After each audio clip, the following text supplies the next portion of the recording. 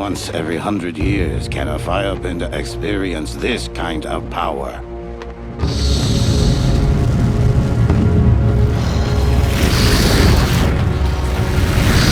The Fire Nation's deadliest blows come wrapped in flame, so it's no surprise it was the perfect element to kick off the 100-Year War.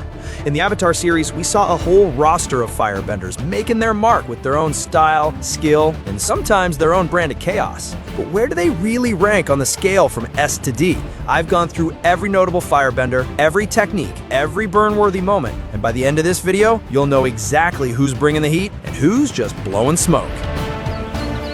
That one kind of felt hot. Don't patronize me! You know what it's supposed to look like! Here's the breakdown of each tier. S tier, the Inferno Gods. Untouchable, terrifying, and capable of turning you into a cautionary tale in seconds. A tier, Blaze Masters. Skilled, dangerous, and flashy enough to roast you and your ego at the same time. B tier, Flame Specialists. Talented and able to hold their own in serious battles, just not delivering those jaw-dropping moments. C tier, Hotshots. They might win a few fights, but they're more like a warm campfire than a wildfire. D tier, the Flicker Squad.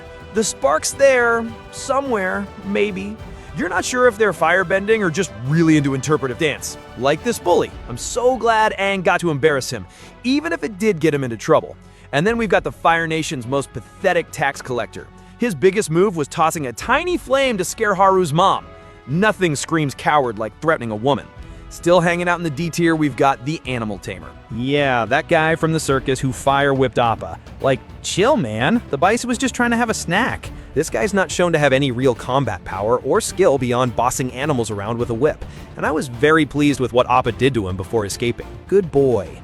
Next in the D tier, we've got the Fire Sages. They pop up briefly during Aang's visit to the Fire Temple, and the most action we see from them is a group effort to open a door they thought Aang was behind.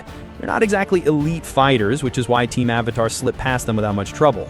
Then we've got the Sun Warriors. These guys are skilled firebenders and the keepers of dragon wisdom, but the only bending we see is during a ceremonial fire dance. Their whole shtick is about balance and life, not burning people to a crisp, so it's fitting that they're not exactly burning up the rankings. And finally, the Bonti from Bonti Island. We only catch a glimpse of their firebending when their shaman senses a dark energy inside Avatar Korra. Cool trick, but not really a battle feat. Like the Sun Warriors, they're more about spiritual guidance than singeing enemies. I remember. Do you know who you are?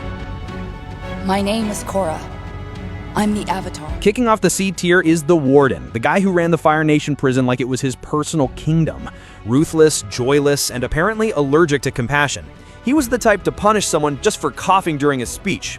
As for bending, he could crank out multiple fire blasts back-to-back without losing steam, which is impressive for a man whose main workout was probably yelling at people. Still, all that power didn't stop him from eventually being taken down by Tyro. And that's not exactly the resume of a top-tier fighter. Next is Yan Ra, the former commander of the Southern Raiders, who probably wishes Katara had never learned his name.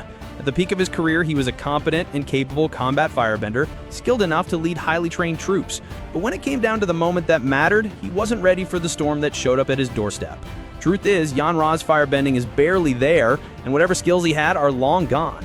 Then there's Yan Ra's successor. When Katara and Zuko ambush his ship, he reacts fast, throwing out quick bursts of flame. At one point, he even uses rapid short blasts to keep Zuko at bay, which shows he's got some decent training for counterattacks.